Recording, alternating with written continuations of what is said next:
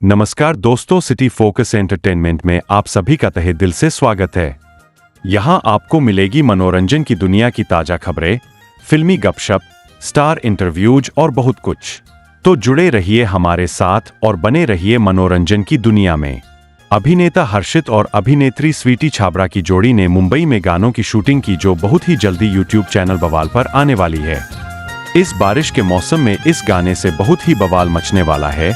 ऐसी बात हमारे सिटी फोकस के रिपोर्टर से अभिनेता हर्षित ने बताया।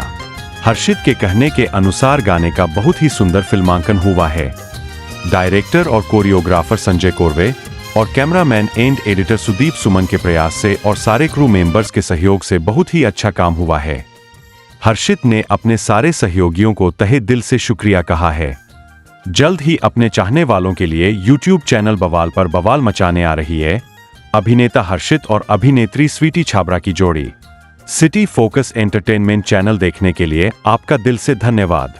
ऐसी ही और रोचक और मनोरंजक खबरों के लिए हमारे चैनल को लाइक करें, सब्सक्राइब करें और दोस्तों को शेयर करना न भूलें।